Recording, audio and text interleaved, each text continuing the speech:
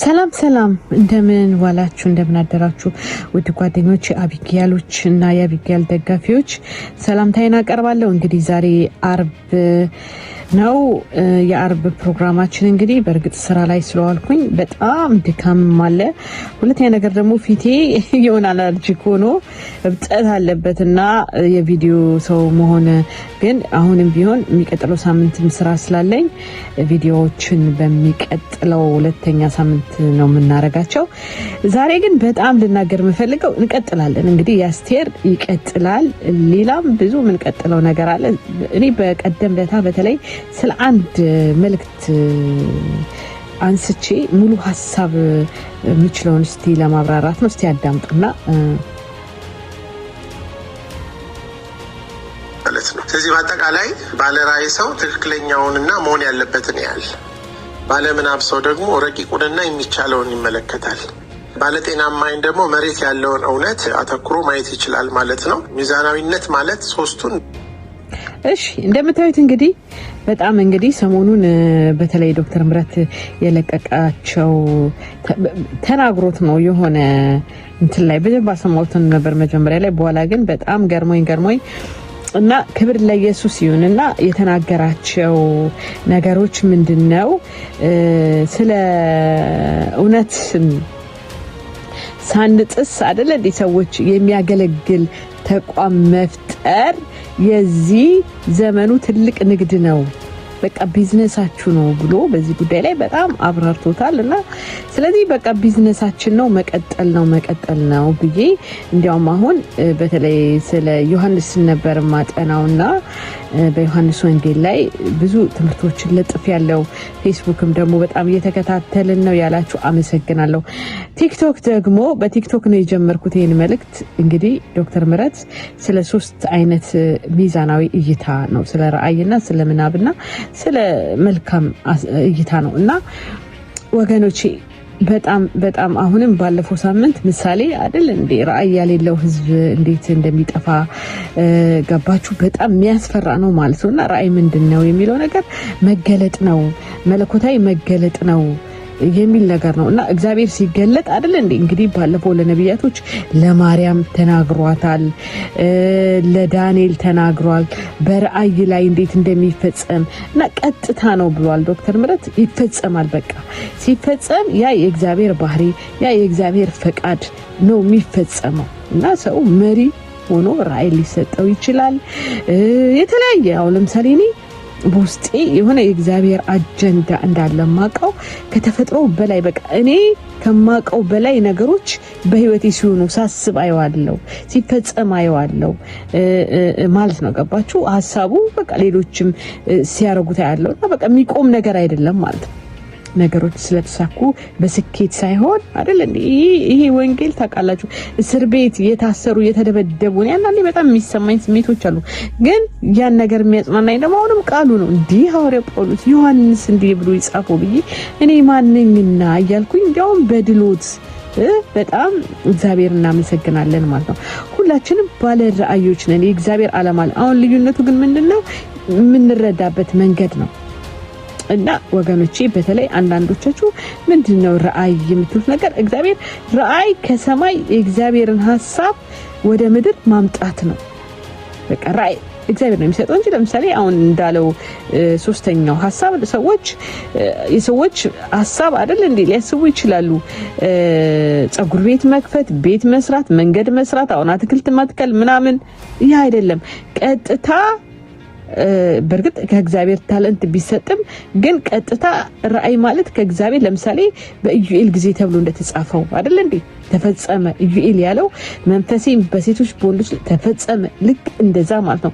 ለምሳሌ ቤተክርስቲያን ሐዋርያ ጳውሎስ አይደል እንዴ ወደ አሕዛብ የተላከው ነብያት ተናግረው ነበር። እንዴት እንደሆነ ባይገባቸውም እግዚአብሔር በአሕዛብ ላይ እንደሚሰራ ብዙ ፕሮግራሞች ነብያቶች የተለያየ መንገድ ሲፈጸም ግን በማ ተፈጸመ? በእኔ ጭንጋፋው ነው ያለው። ቀላል አይደለም። ይሄንን ጥናት ለማድረግ ብዙ ጊዜ ወስዶበታል። 12 ዓመት አረብ ሀገር ከእንደገና ደግሞ ከሐዋርያቶቹ ጋር ከእንደገና ጋር አይቼዋለሁላ። እና ስለዚህ ራእይ የእግዚአብሔር ፕላንን ወደ ምድር ማስፈጸም ነው ማለት ነው። ስለዚህ አሁን ወገኖች ሰዎች ቤተክርስቲያን መሪዎች ሊሆኑ ይችላሉ እና ራዕይ ሊኖራቸው ይችላሉ ቤተክርስቲያን የመገንባት ምን ማለት ግን ባህሪያቸው ደግሞ አይደል እንዴ ከእግዚአብሔር ቃል ጋር መረጋጨት የለበትም ማለት ነው። መሪዎች ደግሞ ሊሆኑ ይችላሉ እግዚአብሔር ኮሙኒኬት ያደረጋቸው ግን አሁንም መሪዎች ከእግዚአብሔር ጋር ነው ወይስ ከሰይጣን ጋር ነው? የዚህ ዓለም ክፋት ነው ወይስ እግዚአብሔር ነው ከነሱ ጋር ያለው የምንለው ነገር በስራቸው በተግባራቸው ነው ማለት ነው። እና አንዳንዴ በተለይ እኛ ኢትዮጵያ ውስጥ በቃ እሱኮ መሪ እኔ ለምሳሌ በጣም በልጅነቴ ጀምሮ አያቶቼን በቃ መሪ ናት እሷ እኮ ቤተሰቤ ላይ በጣም ሀሳብ ሰጣለው ምን እላለሁ በጣም ገባችሁ እና በቃ እኔም ተነግሮብኝ ነበር ማለት ነው። እና አፈጻጸሙ ግን አሁን በመድራችን ላይ ዶክተር አብይ እናቱ መሪ እንደሚሆን ተናግሯል። እኔም ተናግሬያለሁ። ሁላችንም ለልጆቻችን እንነጋገራለን። አሁን ግን ምንድነው ከእግዚአብሔር ጋር ነው ወይ የሚለው ነገር የምንተረጉመው መጽሐፍ ቅዱስ ነው የሚቀርጸን ማለት ነው። ራእያችን የሚቀረጸው በመጽሐፍ ቅዱስ ነው ማለት ነው። ገባችሁ? ለምሳሌ ሁለተኛው እይታ ስለ ምናብ ነው። ክርስቲያናዊ አስተሳሰብ እንዳልኳችሁ ያው አይምሮ ተሐድሶ ነው እና አንድ ሰው ራእይ ለማየት የታደሰ አይምሮ ማየት አለ። የታደሰ አይምሮ ሲኖረው ነው ቃሉን የሚያየው። ቃሉ ነው እግዚአብሔርን እንዲረዳ የሚያደርገው ማለት ነው። ገባችሁ? እንጂ አሁን እግዚአብሔር እንዲያለ እግዚአብሔር እንዲግራ የሚያጋባ ነገር አይደለም። ይሄ በተለይ ማይንድ ሴት ትምህርት እኔ ኢትዮጵያ ውስጥ የፈለቀ ለዓለም ለአፍሪካ መድረስ አለበት ብዬ ነው እምለው እኔ አንዳንድ ሰዎች ይላሉ የዶክተር ምራትን ተገለጠልኝ ታልች እኔ ያልኩትኝ እግዚአብሔር ገልጦልኝ ነው የተረዳሁት ነው ያልኩት። አባባሉ ተረዱ ማለት ነው። ገባችሁ? ይሄ የኔ ነው አይደል? የሁላችንም ነው። ቤተክርስቲያን አንድ ሐሳብ አካሉ የሚሰራው ስራ ሁሉ አሁን ለምሳሌ እኔ ስለ ዶክተር አብይ በጣም ነው የምጨነቀው። አይገርማችሁ? ይሄ ልጅ በቃ ምን አለ ቢረዳ ማለት ቀላል አይደለም። የቤተክርስቲያን ስም ተጠርቷል በሱ ሙሉ ወንጌል ነበረ ብዙ ነገር አለና ገባችሁ? ብዙ ነገር ማድረግ ይችላል ማለት ነው። ገባችሁ? ብዙ እድሉን ተጠቅሞ ብዙ ነገር ማድረግ ይችላል ማለት ወደ ተሐድሶ መምጣት ይችላል ማለት ነው እንጂ እግዚአብሔር አሁን መሰለኝ መደመር ነበር የፈጸመበት። ለዛ ነበር መጸለይ የነበረብን። ለጦርነት አይደለም፣ ለመገዳደል አይደለም፣ ለመለየት አይደለም። ይሄ ቁጣ ነው እንጂ አይደል እንዴ? ይሄ ምንድነው ትርጉም ሊኖረን ያስፈልጋል ብዬ አምናለሁ። ግን ዞሮ እግዚአብሔር ሰማይ ለምሳሌ ፍርድም ሲፈጸም ነው የምናየው። ለምሳሌ ፍርድ ተነግሯል። በእግዚአብሔር የተነገሩ ፍርዶች እንዴት በእስራኤል ላይ ሲፈጸሙ እንደነበረ እንዴት በዓለም ላይ እንደሚፈጸሙ ደግሞ መማር አለብን ማለት ነው።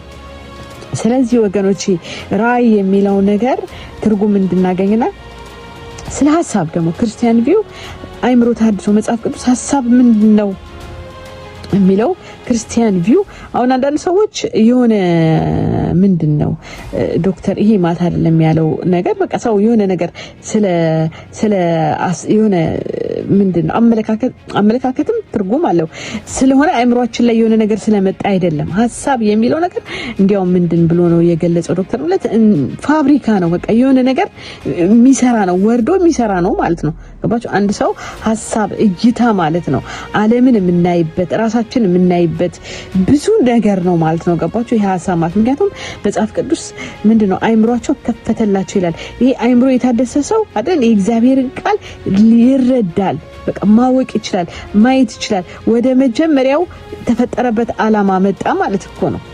ገባችሁ? የእግዚአብሔርን ድምጽ መስማት እናንተ የእግዚአብሔርን ቃል ድምጽ የምትሰሙ መላእክቱ ይላል። እኛም ያ ከእግዚአብሔር ጋር ተቋርጦ የነበረው ድምጽ ነው ማለት ነው የምንሰማው። ቃሉን ስንሰማ የእግዚአብሔርን ሐሳብ እንረዳለን ማለት ነው። አመለካከት እግዚአብሔራዊ አመለካከት ይኖርናል ማለት ነው። ስለዚህ ይሄንን ሁለቱን ነገር ማወቅ ህይወታችንን በትክክል ማራመድ አገልግሎታችንን በትክክል ማራመድ ማለት ነው። ክብር ለኢየሱስ ይሁን። ስለዚህ እግዚአብሔር እናመሰግናለን እና ባለፈው ሳምንት እንዳየነው አሁን ቃሉንም ባወጣው እና ስለዚህ ወገኖቼ ብዙ ነገር ግራ ምንድነው የሚለው መጽሐፍ ቅዱስ አይደል? ህዝቤ ዕውቀት ከማጣት የተነሳ ጠፋ ይላል።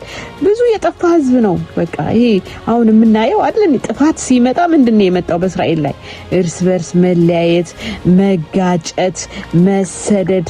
እኛ ላይ የሚሆነው ነገር ሁሉ ቀጥታ የጥፋት ነገር ነው ማለት ነው። እና አሁን እኔ ማየው በማይንድ ሴት ውስጥ ይሄንን የተሐድሶ ራሱ በቀላል አይደለም ከአርባ በላይ መልእክቶች የተሐድሶ እኔ እያንዳንዱ ደግሞ የያዙት መልእክቶች ልባችን ተከፍቶ ብንሰማው በቃ ሁሌ ጸሎት ውስጥ የሚያስገባን ነው። ለኔ እንደዛ ነው።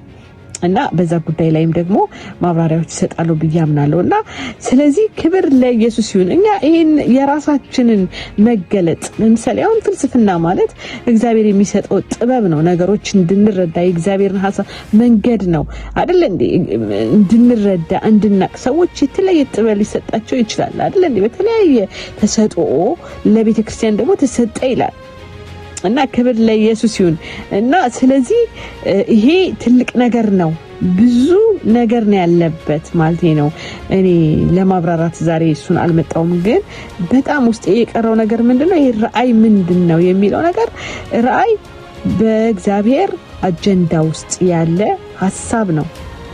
ሐሳብ ደግሞ ተሐድሶ ነው። የእግዚአብሔርን ቃል መረዳት ነው። እና ክብር ለኢየሱስ ይሁን። ምን ይላል? ራእይ ባይኖር ህዝብ መረን ይሆናል ይላል። ገባችሁ? የግድ ራእይ መኖር አለበት። እግዚአብሔር ለማርያም ምንድነው የሰጣት? ራእይ ከእግዚአብሔር አፍ የወጣ ነገር ነውና የሚፈጸም ነው። ቀጥተኛ ነገር ነው ማለት ነው። ህግ የሚጠብቅ ግን የተመሰገነ ነው ይላል። ገባችሁ? እና እግዚአብሔር የተናገራቸው ነገሮች መሪ ልንሆን እንችላለን። የተፈጠርንበት ዓላማ አለ። ያንን ስናቅ ቃሉን ስናቅ ማስፈጸም ቃሉ ዲሲፕሊን ያደርገናል። አካሄዳችን ያስተካክላል ማለት ነው። ይመራናል። ህግ ለእግሬ መብራት ነው። ቃሉ ይመራናል ማለት ነው። ሼፕ ያስይዘናል ማለት ነው። እና ስለዚህ በዚህ በሐሳብና በራእይ ላይ ያሉት ነገሮችን ካወቅን ህይወታችን እናቃለን ማለት ነው። አገልጋዮች ልንሆን እንችላለን። መሪዎች ልንሆን እንችላለን። ገባሽ? ንስሐ መግባት ቢኖርብን አይደል እንዴ? ዳዊት እኮ ስህተት መሆኑን ሲያቅ ምንድነው ያደረገው? በቃ አሁን ለምሳሌ እኔ ቤተክርስቲያን አንድ ክርስቲያን መሪ ሆነ ማለት ቤተክርስቲያን ኃላፊነት ነው ማለት ነው። ገባችሁ እንዴ? የተለያዩ ሰዎች ቤተክርስቲያን ጠንካራ ስራ ለመስራት በሀገር ውስጥ መልካም ዜጋ ለመሆን የእግዚአብሔርን ቃል እና ባህሪ መያዝ አለባት ማለት ነው። ከዛ ውጭ የሆነ ነገር ሁሉ የሰይጣን ነው ማለት ነው። መቃወም አለብን። ማውገዝ ማለት እንዴት ነው? መጽሐፍ ቅዱስ በሚያዘን ነገር ማለት ነው። ለምሳሌ አንድ ክርስቲያን ሆኖ አይደል እንዴ አመጽ የሚያደርግ ከሆነ ሐዋርያ ጳውሎስ ምንድን ነው ያደረገው? ለሰይጣን ሰጠውት ነው ያለው። እና አሁንም እኛ ለኢፒኤልኤፍ መስጠት ምናምን እንችላለን፣ ግን እንደዛ ከሚሆን ብንረዳ የእግዚአብሔርን ነገር ተረድተን እኔ ሁሌ እንዴት ነው የምናስተካክለው ችግሮቹ እንዴት ነው የሚፈቱት ነው የምለው እንጂ ሌላ ፖለቲከኛ ጋር የመሮጥ አይደለም። ገባችሁ አይደል እንዴ? ሰዎች እንዴት ነው እቺ ሀገር የምትስተካከልበት የሚል ብዙ ቅናት አለኝ። ግን አሁን በዚህ ጉዳይ ላይ ልናገር የምፈልገው ራእዮች ከእግዚአብሔር ያየናቸው የሚፈጸሙት ቀጥታ ያየናቸው ራእዮች የሚፈጸሙት እንደ ቃሉ ነው፣ እንደ እግዚአብሔር ቃል ባህሪ። ለምሳሌ ብዙ መሪዎች አይደል እንዴ ሳኦል ብትሉት በእግዚአብሔር የተሾመ ነው፣ ግን ባህሪው እኮ ነው አይደል እንዴ? ባህሪው በቃ ስግብግብ ነው አይደል እንዴ? ለራሱ ነው እና የእግዚአብሔርን ነገር እስኪያጣ ድረስ የሆነው በዛ ነው ማለት ነው። ስለዚህ ወገኖቼ እነዚህ ነገሮች ለማለት ነውና አሁንም ላይክ እና ሰብስክራይብ አድርጉ። አሁንም ፌስቡክ ጓደኞቼ አመሰግናለሁ። ዛሬ እንዲያውም ዮሐንስ ወንጌል ነበር ማጠናውና በቃ ያንን ሐሳብ በጣም ለኔ አስተማረኝ ያልኩትኝ ነገር ለጥፍ ያለው ማለት ነውና በተለይ በዚህ በዶክተር ምህረት ትምህርት አይደል እንዴ የዚህ የቢዝነስ ዘመን ነውና በቃ ስራችን ነው። እንዲያውም አንድ ትምህርት የሆኑ አስተማሪዎች አሉ እነዚህ የሚስተር ቾ ምናምን የቻይኖቹ ጋር ኢኮኖሚ ይሉታል ቃሉን ማለት ነውና እውነት ነው። እና ኢንቨስት ማድረግ አለብን። የእግዚአብሔርን ቃል ሁሌ መዝራት አለብን እና መልካም የሆነው ነገር መልካሙን ስራ ልንሰራ ስለተፈጠረ ማለት ነውና ስለዚህ በጣም ይሄ መለኮታዊ ተሐድሶ ደግሞ በጣም ያስፈልገናል። መታደስ አይደል እንዴ ወደ እግዚአብሔር መመለስ። እኔ ሁለቱን ሰምቻለሁ ከዚህ በፊት የዶክተር ምህረት መለኮታዊ ተሐድሶ ከእንደገና ልክ እንደ አዲስ ትላንትና ወይኔ ብዬ ወዲያው ሄጄ ስሰማው በቃ ወዲያው አመለካከቴን ገባች።